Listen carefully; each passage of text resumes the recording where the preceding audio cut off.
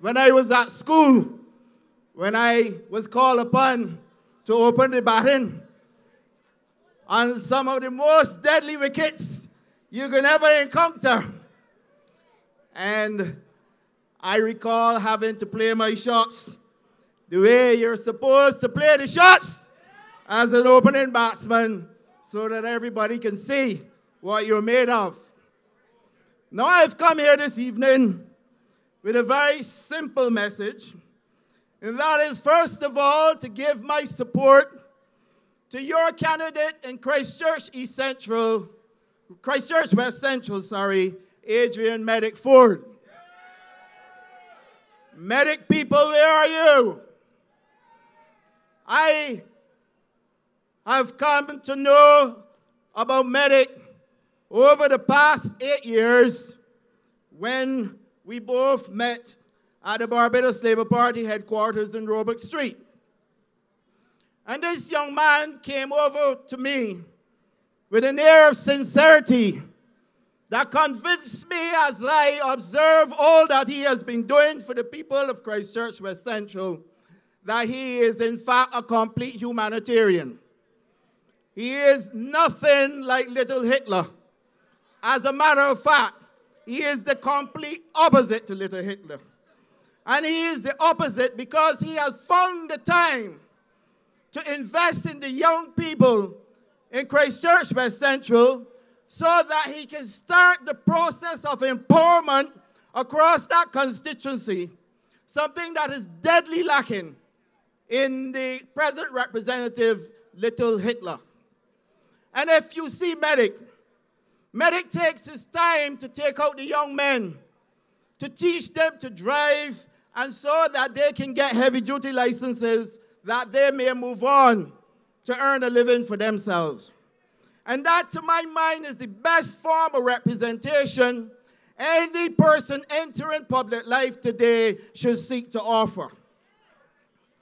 Medic has taken his own money and invested in people across the constituency because Medic carries a common message, and that is the message of the Labour Party and the message of our political leader, Mayor Amor Motley, that we must first seek to empower our people so that we can create a better Barbados for our people. And I have observed that even though he is not elected and paid, Medic has been doing a tremendous job right across the communities in Christchurch West Central, helping people in need and making sure that he is part of the communities in Christchurch West Central. I believe that that is commendable, and all of you should show your appreciation to Medic by giving me your voices, ladies and gentlemen. You see, Medic is not on trial.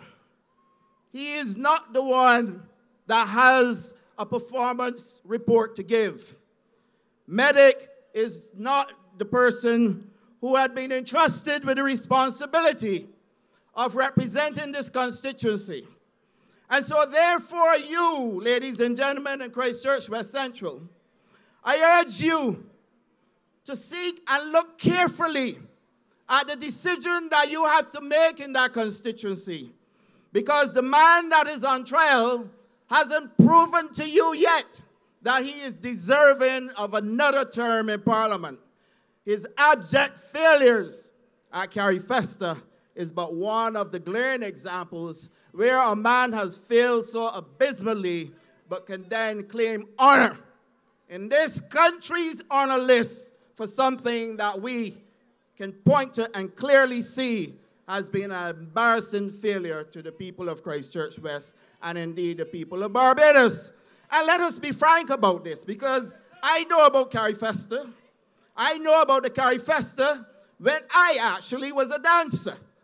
And at that Carifesta, I performed at the Comere School, and I knew what it was like to see a well-organized Carifesta back in those days. But you come this time around, and you can give a man a national honor for something that the whole of Barbados said they were not satisfied with. Now, criticize me if you want. You see, because I I come to political life not for myself, but for you, the people. And I come to public life.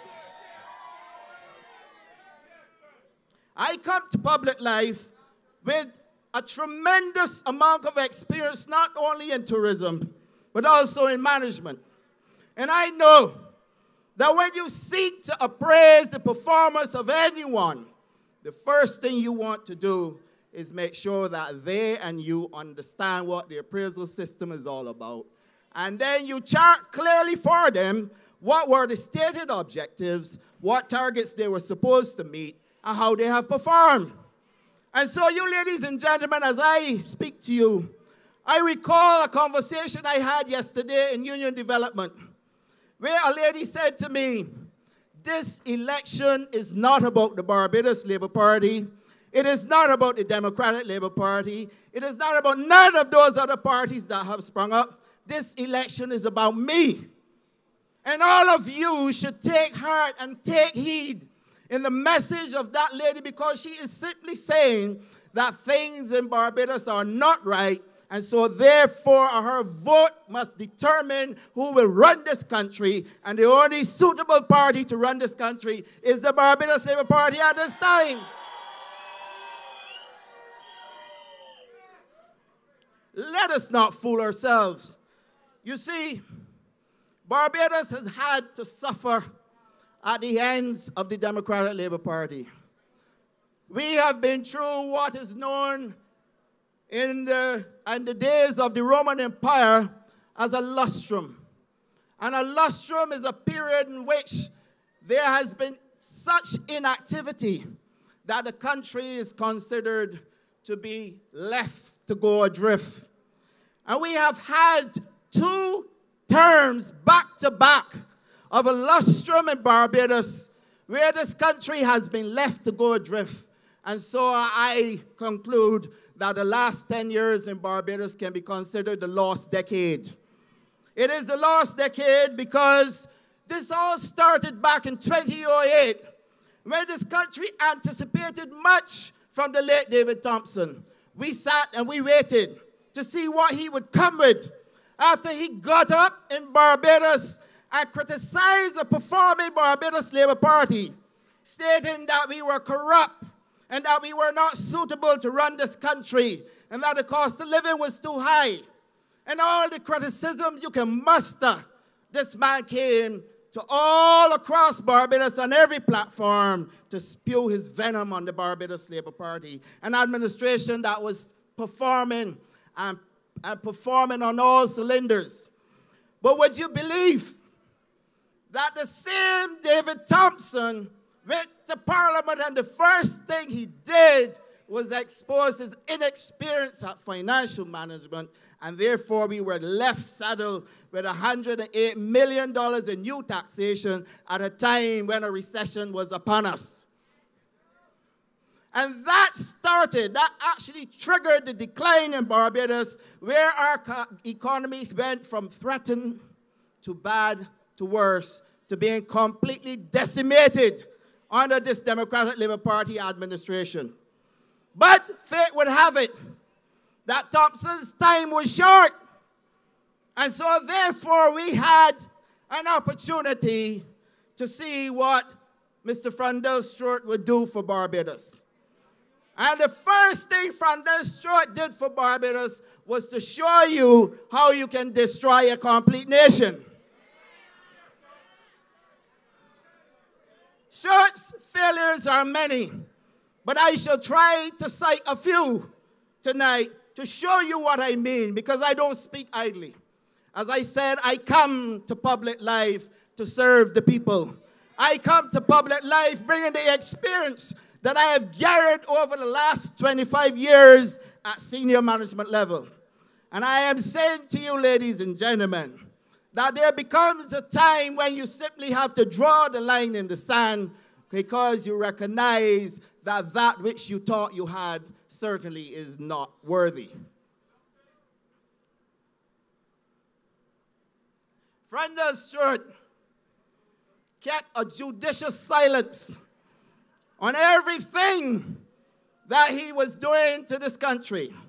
He never once chose to speak to you all about the impact and the implications of the policies that he was pursuing in this country.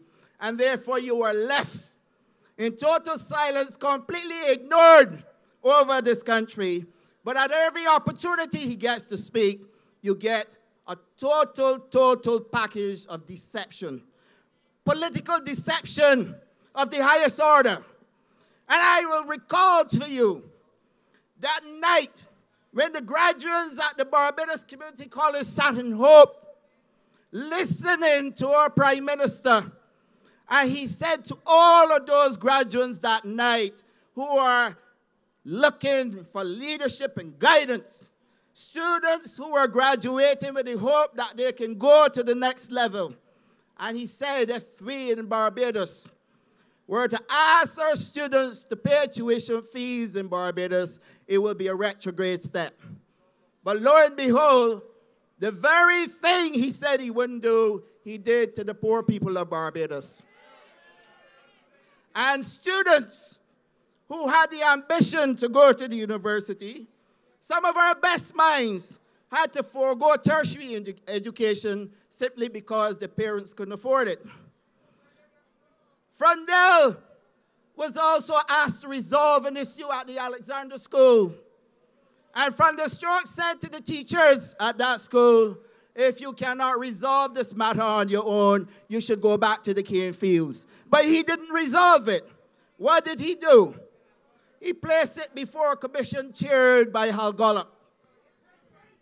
And so this country had to find tens upon thousands of dollars to pay for a commission headed by Hal Gollop when he was called upon to bring some leadership to the issue.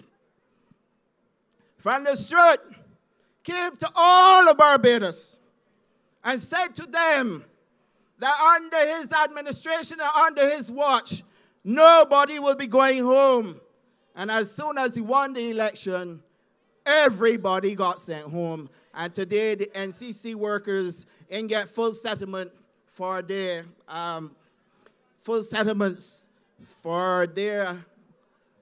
termination. The workers, their severance pay, they're still waiting on. The workers at Beautify Barbados. And we were told by this administration that those workers who were sent home at from Beautify Barbados, an additional 500 jobs were going to be created through a private sector entity that was going to take over the cleanup of the ABC highway. That never came to fruition. And so therefore, when I talk about a lost decade, these are the things that I refer to under an administration that has proven time and time again that failure is the only outcome when they're at the helm. You may recall that recently our Prime Minister was in New York where he was asked about Chris Sinclair's return to the Ministry of Finance should his government be returned. And would you believe that he said yes, that Chris Sinclair's only problem is that in Barbados, it is where you went to school. Ladies and gentlemen, I say to you, Chris Sinclair's problem is that he does not know economics nor finance. That is his problem. But again, the rampant deception. You see, we have the South Coast where we are having some problems down there with that sewage project. And excuse after excuse after excuse when they could have gone in 3 years ago and find a suitable solution. Now, given what I know about the tourism industry, I know that next winter, Barbados will go through hell keeping its numbers up. Because of most of the forward bookings that you will get for next winter, you're going to find a tremendous amount of cancellations. I speak with stakeholders in the United Kingdom. I speak with family and friends in the United Kingdom. And they are all expressing the same concerns about what has taken place on that South Coast with that sewage project. And I dare say to you that most of the airlift that we are getting out of the United Kingdom is going to be at serious, serious risk if we do not move at pace to correct the situation there. And that correction will evidently fall to the Barbados Labour Party, because elections should have been called all now. And you know that you, the people of Barbados, you voted for government for 5 years. And any day beyond that 5th year is the start of a 6th year. And this government has imposed itself upon you, the people of Barbados, for a 6th year without your permission. And they can cite the Constitution all they want. As far as I am concerned, when you went out to vote, you voted for 5 years and not another day.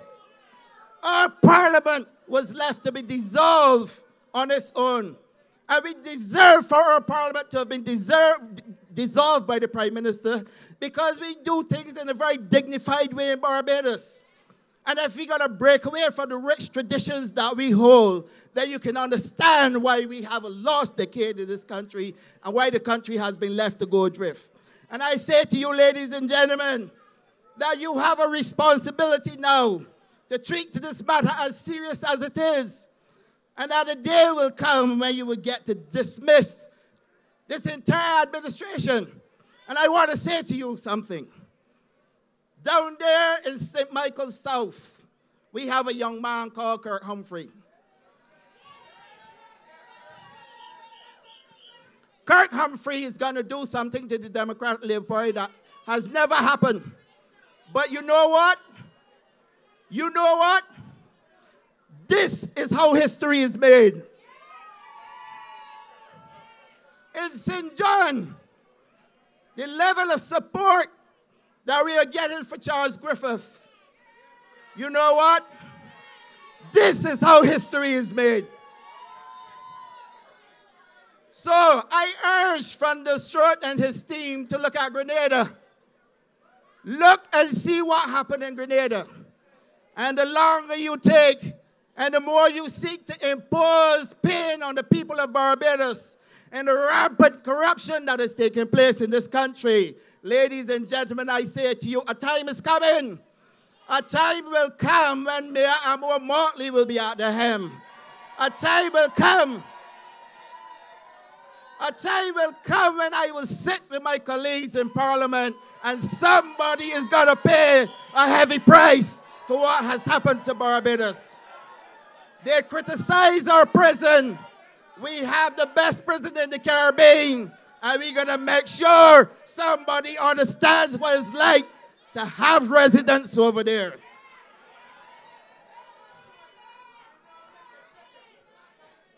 I say to you, ladies and gentlemen, we have endured plenty.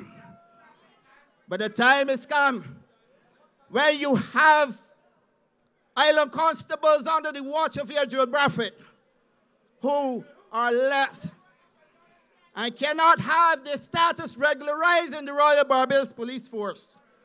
But I will say to you, ladies and gentlemen, that as I wind up, we know Braffett's fate already.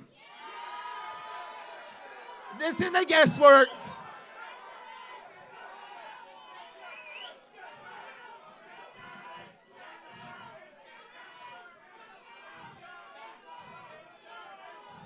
Cease and settle. I shall close because my time is up. But I will close with a quote from Proverbs 12:19-20. The lips of truth shall be established forever, but their lying tongue is but for a moment. Deceit is in the heart of them that imagine evil, but to the counselors of peace there is joy. Ladies and gentlemen, I'm obliged to you. Thank you.